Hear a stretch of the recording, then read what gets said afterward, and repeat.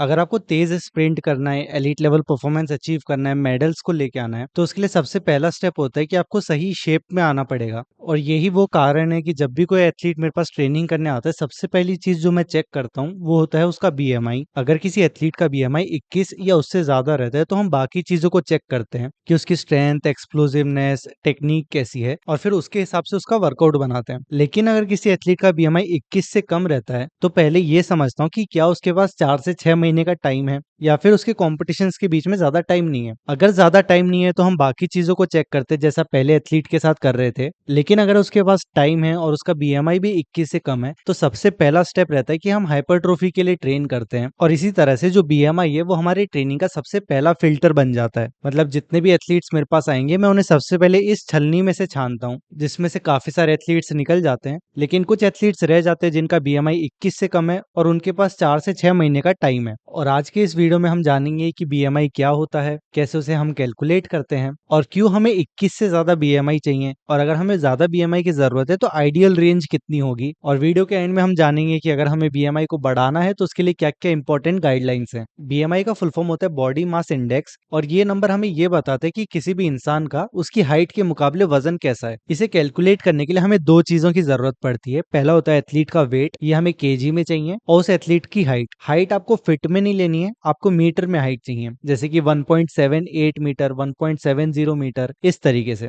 हमें हाइट को अपनी हाइट से ही मल्टीप्लाई करना पड़ेगा। अगर किसी एथलीट की हाइट 1.80 मीटर है तो हम 1.8 को 1.8 से मल्टीप्लाई करेंगे, जो कि निकल के आएगा 3.24। अब हमें हमारे बॉडी वेट को इस नंबर से डिवाइड करना है। अगर उस एथलीट का वजन 80 किलो है तो जब हम 80 को 3.24 से डिवाइड करेंगे तो हमें हमारा बीएमआई मिल जाएगा, जो कि 24.69। अब हमारे बीएमआई को बढ़ाने के लिए हमारे पास दो ऑप्शन रहते हैं। पहला तो है कि हम हमारे वेट को बढ़ा लें, जैसे जैसे हमारा वेट बढ़ते जाएगा वैसे वैसे हमारा बीएमआई भी बढ़ता है। और दूसरा ऑप्शन है कि हम हमारी हाइट को कम कर लें। अगर किसी एथलीट की उसी वेट पे हाइट कम हो जाए तो उसका बीएमआई बढ़ जाता है, लेकिन हाइट को कम करना पॉसिबल नहीं है, तो फिर हम सिर्फ हमारे वेट को चेंज कर सकते हैं। और अब अगर किसी एथलीट का बीएमआई 21 से कम रहता है तो हम कोशिश करते हैं कि उसके बीएमआई को पहले 21 के ऊपर ला पाए। अब ये हमने बेंचमार्क क्यों रखा है, उसके लिए मैंने दुनिया के सबसे फास्टेस्ट 150 एथलीट्स की लिस्ट निकाली। ये वो 150 एथलीट्स थे जिनसे तेज आज तक कोई नहीं दौड़ा है। इंडिविजुअली हर एक एथलीट की हाइट और वेट निकालना पॉसिबल नहीं था, और काफी सारे रिसोर्सेज किसी एक एथलीट की अलग अलग हाइट, अलग अलग वेट बताते हैं। तो मैंने एआई की मदद से एक लिस्ट निकाली जिसमें उनकी हाइट और वेट थी। अब ये हाइट और वेट ऊपर नीचे हो सकते हैं, लेकिन क्योंकि हम बहुत सारे एथलीट्स के डेटा को एनालाइज कर रहे हैं तो वो एवरेज आउट हो जाते हैं। मैंने वो सब 150 एथलीट्स का बीएमआई निकाला, और उन 150 एथलीट्स का एवरेज बीएमआई निकल के आया 23.28।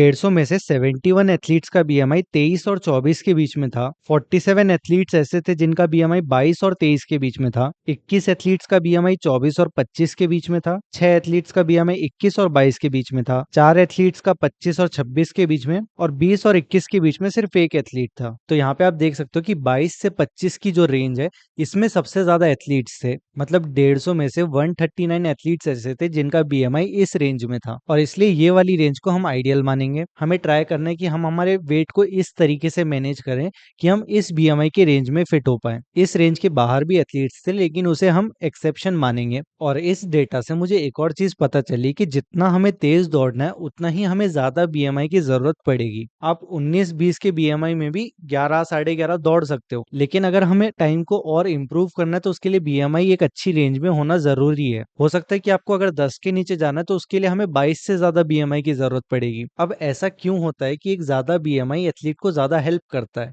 हमारे लिए हमारे शरीर का वजन ज्यादा इंपॉर्टेंट नहीं है, किसी भी एथलीट के लिए इंपॉर्टेंट रहता है स्ट्रेंथ रेशियो, कि वो अपने वजन के मुकाबले कितना ज्यादा फोर्स लगा सकता है। मान लेते हैं कि एक एथलीट है जिसका वजन 50 किलो है और वो 75 केजी से स्क्वाट कर पा रहा है, तो यहाँ पे वो एथलीट अपने वजन का 1.5 गुना वजन उठा रहा है। और वहीं पे जो दूसरा एथलीट है उसका वजन भी 50 किलो है और वो 100 किलो से स्क्वाट कर रहा है। यहाँ पे ये एथलीट अपने वजन का 2 गुना फोर्स लगा पा रहा है। तो जो एथलीट अपने वजन के मुकाबले ज्यादा फोर्स लगा पाएगा उसे स्प्रिंटिंग में एक अलग एडवांटेज मिलेगा। और काफी बार अगर आप अपने बीएमआई को बढ़ा रहे हो तो काफी ज्यादा चांसेस है कि आपका ये स्ट्रेंथ का रेशियो भी बढ़ेगा। अगर आप मसल्स गेन कर रहे हो ना कि फैट, एग्जाम्पल के लिए जो ये 50 किलो का एथलीट है इसके शरीर का जो 50 किलो है वो अलग अलग चीजों में बटा हुआ है। इसके शरीर में हड्डियां हैं, मसल्स हैं, फैट है, जो ऑर्गन्स हैं वो होते हैं और सबका अलग अलग वजन है। ये 50 किलो के एथलीट के पास 50 किलो मसल्स नहीं है। हम मान लेते हैं कि इसके पास 25 किलो मसल्स हैं। हमें लगता है कि ये 50 किलो का एथलीट 100 किलो उठा रहा है, लेकिन इस 50 किलो के एथलीट के पास जो 25 किलो मसल्स है वो 25 किलो मसल्स 100 किलो उठा रही हैं, यानी कि 1 किलो मसल 4 किलो वजन उठा रही है। अब एक हाइपोथेटिकल केस मानते हैं कि ये एथलीट 25 किलो मसल्स गेन करता है, तो अब इसका टोटल वजन 25 किलो से बढ़ जाएगा, यानी कि 75 केजी हो जाएगा। लेकिन क्योंकि 25 किलो मसल्स ही इसको 100 किलो उठवाने में मदद कर रही थी, हम ये मान लेते हैं कि अगली 25 किलो की जो मसल्स आ रही है वो भी इसे एक्स्ट्रा 100 किलो उठाने में मदद करेंगी। तो अब ये 75 केजी का एथलीट 200 किलो वजन से स्क्वाट कर पाएगा। और यहाँ पे अगर हम उसका स्ट्रेंथ का रेशियो निकालेंगे तो ये अपने वजन का 2.66 टाइम्स उठा रहा होगा। और इसी तरीके से अगर हम हमारे बीएमआई को बढ़ाते हैं तो उससे हमारा स्ट्रेंथ का रेशियो इंप्रूव होता है, और स्ट्रेंथ का रेशियो अगर इंप्रूव होगा तो उससे आपकी स्पीड भी बढ़ेगी। तो अब अगर आपको आपके बीएमआई को बढ़ाना है तो उसके लिए हम क्या चीजें कर सकते हैं। सबसे पहली चीज आपको ध्यान देनी है कि आप स्ट्रेंथ और पावर को ट्रेन ना करते हुए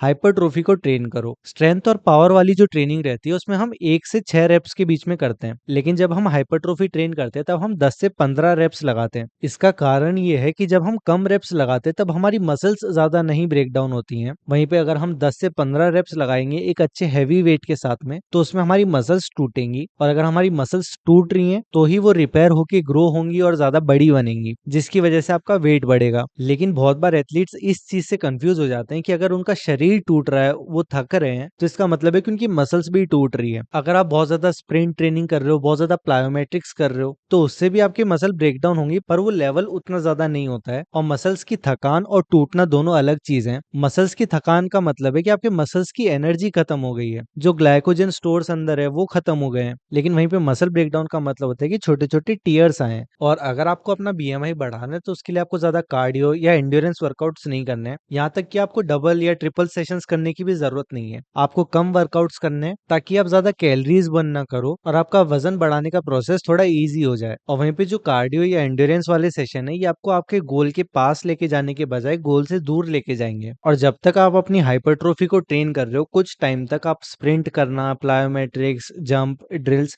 उन सब चीजों को भूल जाओ। काफी सारे एथलीट्स जब मेरे पास ट्रेनिंग करने आते हैं और मैं उनको इस टाइप का वर्कआउट करवाता हूँ तो बहुत बार एथलीट्स शॉक हो जाते हैं कि डेली जिम कैसे करेंगे, बॉडी बहुत ज्यादा स्टिफ हो जाएगी, बिना ग्राउंड पे जाए कैसे स्पीड बढ़ेगी। कुछ हद तक वो चीजें सही कह रहे हैं, लेकिन अगर हमें बीएमआई को जल्दी बढ़ाना है तो उसके लिए हमें ये चीजें करनी ही होंगी। उन्हें लगता है कि अगर वो कंटिन्यू जिम करेंगे तो उनकी बॉडी ऐसी बन जाएगी, लेकिन ऐसा होना पॉसिबल नहीं है, क्योंकि बीच में ही हमें पता चल जाएगा कि हमारा बीएमआई सही हो चुका है तो हम बाकी चीजों को स्टार्ट कर देंगे। और बीएमआई को बढ़ाने में एथलीट्स को ट्रेनिंग से ज्यादा दिक्कत होती है डाइट वाले पार्ट में। वो ज्यादा खा नहीं पाते हैं, और बहुत बार एथलीट्स के साथ ऐसा होता है कि वो चाहे कितना ही खा ले उनका वजन नहीं बढ़ रहा है। तो उसके लिए मैं चाहूंगा कि आप ये वीडियो को देखो, इसमें मैंने पूरा प्रोसेस एक्सप्लेन किया कि कैसे आप अपने वजन को बढ़ा सकते हो। वीडियो पसंद आई हो तो इसे लाइक कर देना, चैनल पे नए हो तो सब्सक्राइब कर दो ताकि आप ऐसी वीडियोस को मिस ना करो। अब हम अगले वीडियो में मिलेंगे, तब तक के लिए बाय बाय, और आपकी ट्रेनिंग के लिए ऑल द बेस्ट।